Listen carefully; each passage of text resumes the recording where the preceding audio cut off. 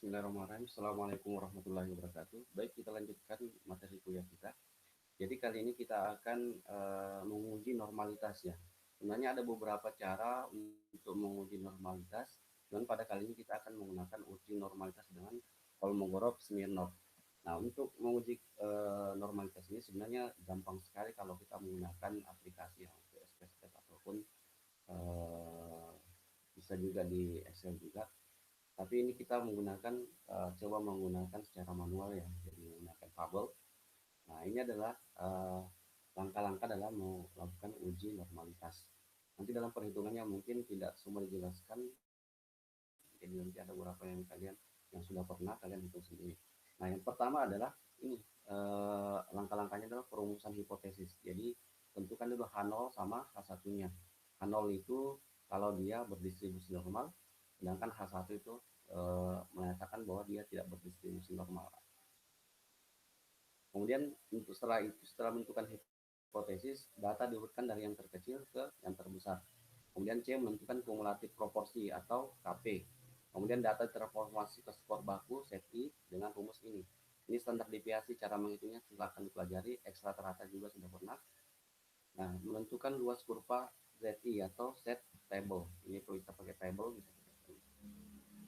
Nah, kemudian menentukan A1 sama A2 dengan rumus berikut. A1-nya, A2-nya dulu yang hitung, absolut KP dikurang setat. Sedangkan A1-nya sama dengan absolut A2 dikurang FI dibagi N. Kemudian nilai mutlaknya, jadi langsung nilai mutlaknya dituliskan dengan DO.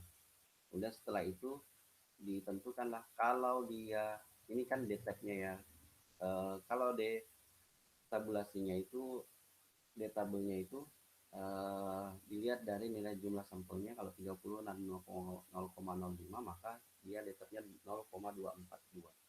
Kalau jumlahnya sampelnya 60 dengan alapan 0,05 pakai rumus ini, maka dia dapat 0,1755.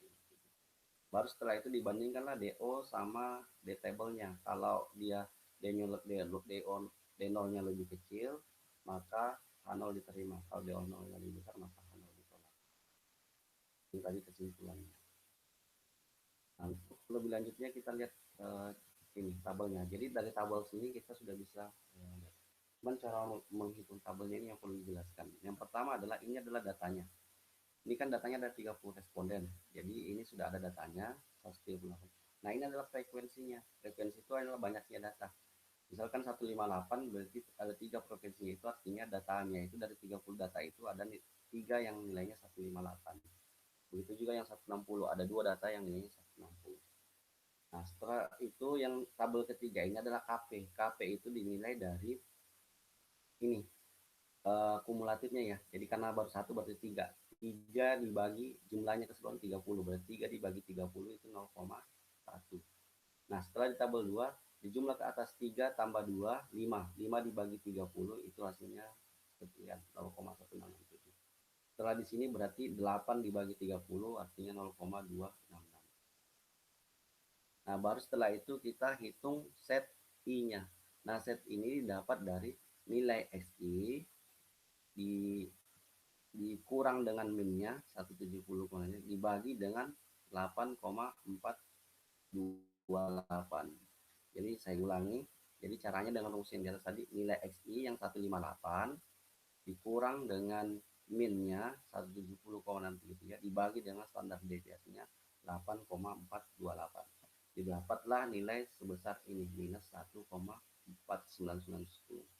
Sedangkan untuk set table itu didapat dari nilai tabelnya atau bisa juga dan menggunakan Excel.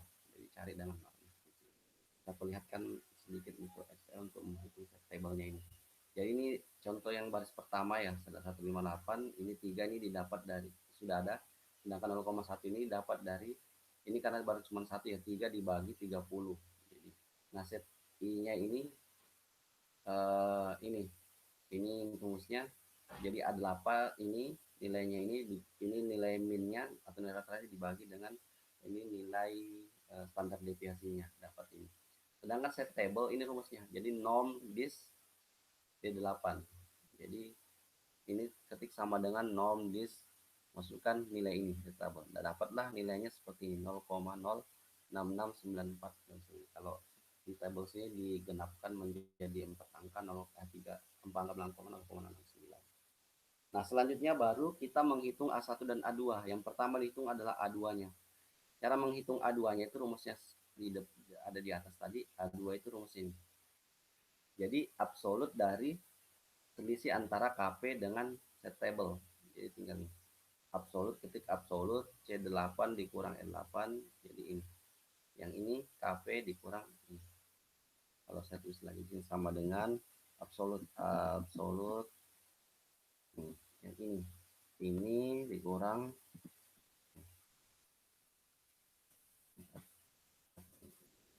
setelah dapat A2 baru kita hitung A1. A1 rumusnya ini absolut juga F8. F8 itu apa ini? A2-nya. Jadi ini yang ini dikurang dengan hasil bagi antara 3 dengan ini. F-nya dibagi dengan 30. 8. Jadi kalau ini nanti sama dengan misalkan data kedua ya. Kita coba hitung data kedua. Nilainya berapa? Data kedua. 160 ada 2. 160 ada 2. Jadi 160 ini datanya 160 dibagi ini 2. Nah, untuk yang ini kita tidak bisa tarik ini karena dia pakai B8 itu B8 kan 3 harusnya 5 di sini. Jadi kita tulis oh ini KP-nya ya Mas. Jadi 5 di total saja 5 ini kan 3 tambah 2 5. 5 sama dengan ya. Sama dengan ini 3 tambah 2 berarti 5. 5 dibagi dengan 30. Nah, bentar. Nah, kalau yang ini kan rumusnya mengikut dari atas. Jadi A8 berarti dia 160 dibagi dengan ini. Jadi kita tarik saja. Atau saya contohkan ini. 1,26163 coba lihat. Nah, ini 126. Kemudian setelah itu untuk set table-nya sama juga normal tadi. Kita itu kita tarik sini dapat 0,1035 0,135. Nah, kemudian ini A2 sama rumusnya tinggal ditarik juga. 0,63125 0,63 yang ini karena beda karena ada pembulatan gitu. Nah, tinggal menghitung A2-nya A1-nya. A1 itu rumusnya adalah ini. Rumusnya 1. Jadi absolut nilai F8 itu yang ini nilai A2-nya dikurang B8 dibagi 30. Jadi B8 yang ini. B yang ini. Jadi kalau yang ini berarti sama dengan nilai A2-nya kan yang ini. Terus dikurang absolut ya, salah. Absolut dulu supaya absolut. Nah, yang ini A2 dikurang dengan hasil bagi antara 2 yang ini 2 itu dari frekuensinya dibagi dengan 30. Nah, dapatlah 0,3. Ini adalah nilai satunya. Mungkin angkanya tidak terlalu sama. Yang nomor satu ada pembulatan karena ada pembulatan. Nah, begitu seterusnya cara menghitung ke bawah. Nah, setelah kita hitung tabelnya, ini sudah dihitung ini cara menghitungnya ini keterangannya. Nah, dari petunjuk diperoleh DO sama dengan 0,8412 atau 0,8, sedangkan pada tabel itu 0,242, sehingga disimpulkan bahwa karena DO lebih kecil dari D tabel, dengan demikian H0 diterima atau data sampel berasal dari populasi berdistribusi normal. Jadi H0-nya diterima atau data berasal dari populasi berdistribusi normal. Yang mana yang lebih besar tabelnya? Tabel lebih besar dari yang mana tabel ini? Ini dihitungnya ini 0,08.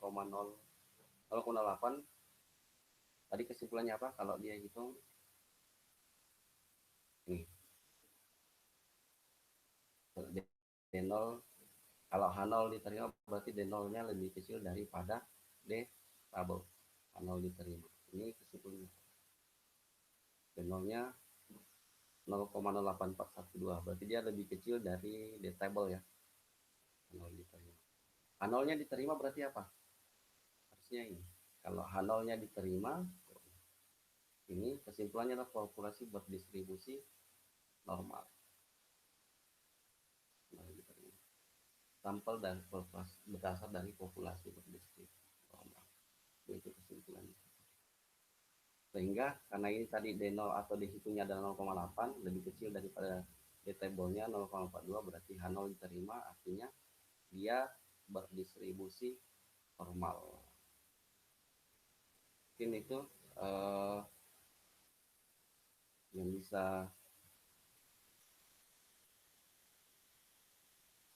untuk menguji apakah dia apakah data itu berdistribusi normal atau tidak, dengan menggunakan di sini salah satu uji yang digunakan adalah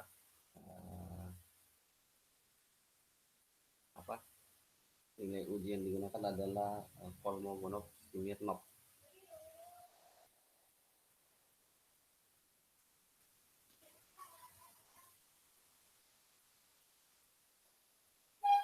Oke, demikian yang bisa saya sampaikan.